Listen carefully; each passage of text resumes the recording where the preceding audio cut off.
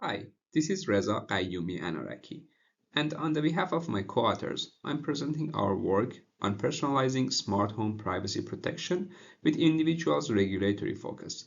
Would you preserve or enhance your information privacy?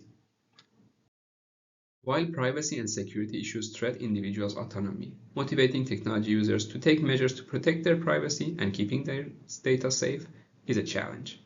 For example, many users are unwilling to explore the privacy settings of their social media, or they are uninterested in using virtual private networks despite having high privacy and security concerns.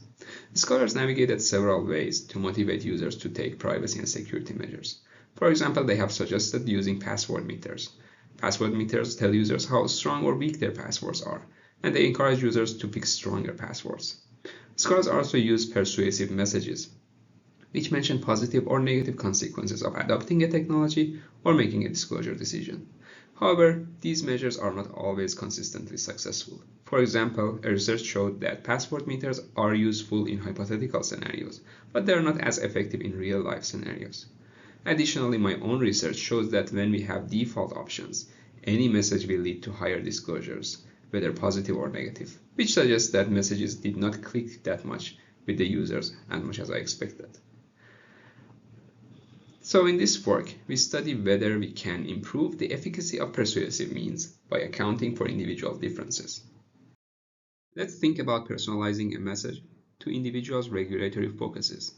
Regulatory focuses are one's goal pursuit strategy, and they are similar to personality traits. Regulatory focus can be promotion regulatory focus or prevention regulatory focus, and they are highly relevant to privacy management, because privacy management can be equally viewed as an effective privacy risk prevention or promotion of privacy protection. Let's define regulatory focus better. For people with high promotion focus, desire for growth is very important, as it directs their efforts to achieve gains. If we take the state of zero as the status quo, plus one is the gain or success state for these people, and anything below that is the failure state. So state zero is the undesirable state, and plus one is the desirable state. For example, people who have high regulatory focus strongly agree with the statement of I often do well at different things that I try. Regulatory focus is measured through RFQ or Regulatory Focus Questionnaire, which consists of 11 items. On the other hand, for people with high prevention focus, desire for safety is very important and directs people's efforts to avoid losses. So maintaining the state of zero and not going to the state of -1 is a success for them. An example of an item in line with high prevention focus is I often obey the rules and regulations that were established by my parents. When the external goal pursuit mechanism fits with one's regulatory focus, we have regulatory fit. With regulatory fit, individuals show more positive attitudes about the task and are more likely to fulfill it. For example, car advertisements that focus on safety are more appealing to people with high prevention focus, and advertisements that are focusing on comfort are more appealing to people with high promotion focus. In this study, we pose the following research question. Can we leverage regulatory fit to improve privacy protection behaviors? If so, what are the mechanisms through which regulatory fit increases such behaviors? To address this research question, we designed an experiment in the context of smart homes.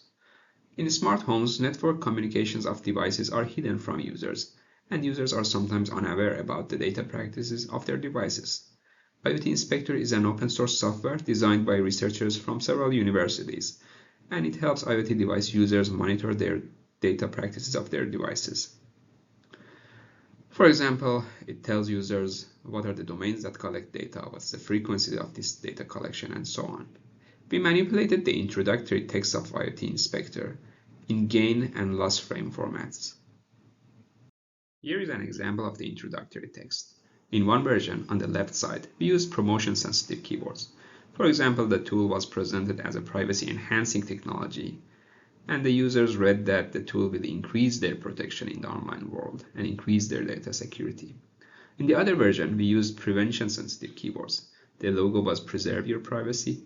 The tool was introduced as a privacy-preserving technology, and users read that it will defend them in the online world and decrease their data breaches. Here I copied one paragraph of the manipulation text. The users in the loss framed condition read the text before the slash, and the users in the gain framed condition read the text after the slashes. Because we wanted to study the mechanisms through which regulatory fit influences decisions, we decided to account for mechanisms through which we make privacy decisions. And research shows that privacy decisions go through two major mechanisms. The first one is a rational mechanism. Privacy decisions are a result of a deliberate trade-off between the risks and benefits of a disclosure. The second mechanism is a heuristic decision mechanism, which argues that privacy decisions are sometimes driven by mental shortcuts rather than rational elements.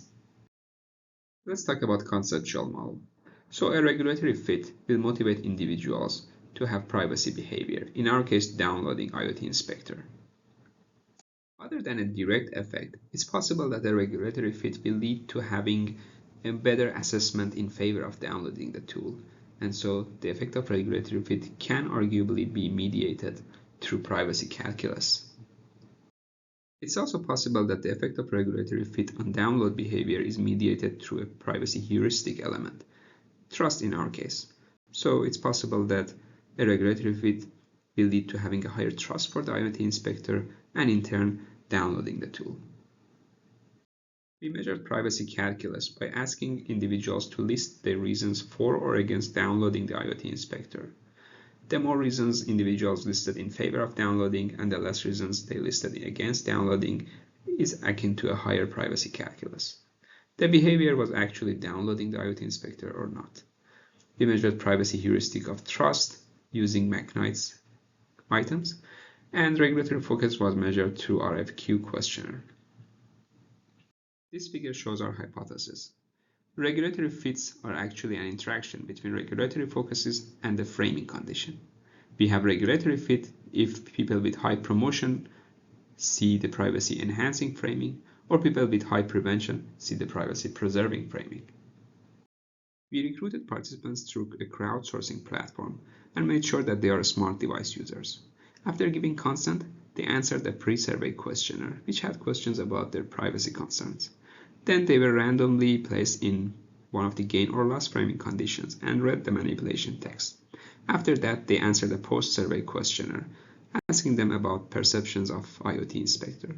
At the end, they were given a chance to download the tool and use it. We recruited 238 users, 2 of which failed at least one of the attention check questions. This table shows a breakdown of the framing conditions and individuals' regulatory focuses.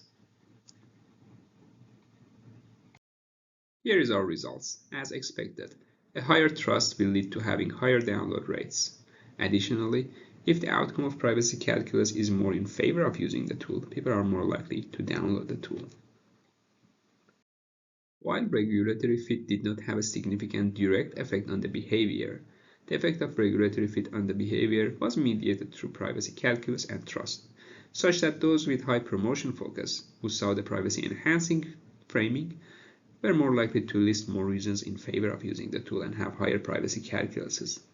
However, those who had a high prevention focus and saw the privacy preserving technology framing were more likely to have a higher trust for the tool. These graphs show how promotion and prevention regulatory fits predict trust. While the graph on the left side is not significant, the effect is consistent so that the regulatory fit state has a higher trust rate. These graphs show how regulatory focuses and regulatory fit predict privacy calculus. Again, while the one on the right side is not significant, the effect is consistent so that the regulatory fit state has a higher privacy calculus. Lastly, these two graphs show how regulatory fits predict download behavior. Our work generates insights on the underlying mechanisms of regulatory fit in privacy scenarios. People with high promotion focus have approach orientation, and they tend to take action rather than inaction. In line with this argument, we found that they list more reasons in favor of the tool. For people with high prevention focus, however, losses loom greater than gains, and they are more loss averse and take more risks to avoid unfavorable outcomes. It follows that they do so by trusting the tool more heuristically. To have successful interventions, we should know one's regulatory focus. So a valid question is, How can we know one's regulatory focus?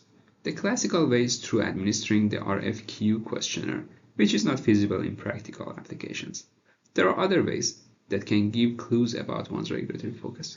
For example, research shows that females are more likely to be prevention focused, or a user's location may give us hints about one's regulatory focus. For example, individualistic cultures are more loss aversive and may have more prevention focused. Additionally, digital traces may have the potential to predict one's regulatory focus, just like how social media behavior is associated with personality traits. We can use regulatory fit in various other privacy-related scenarios. For example, if we want to encourage users to read privacy policies, we can tailor the policy to one's regulatory focus in gain, like to enhance your privacy, please read the policy statement, or in loss terminology, such as to protect your privacy, please read the policy statement. However, every coin has two sides. Dark pattern design can also use regulatory focus to maximize disclosure. For example, a cookie notice can be framed in gain and loss terms. Overall, there is a fine line between persuasive and manipulative design. The KAI community, as one of the major advocates of users, should discuss and explore the ethical boundaries around persuasion. This study had several limitations. We only studied a US-based sample through a crowdsourcing platform. Studying other cultures may lead to having different outcomes. Additionally, my work and others shows that digital literacy is higher among participants in crowdsourcing platforms. Furthermore, we only explored short-term download behavior. Future research should study whether regulatory fit will have longitudinal effects. Please feel free to reach out if you had any questions. Thanks for listening.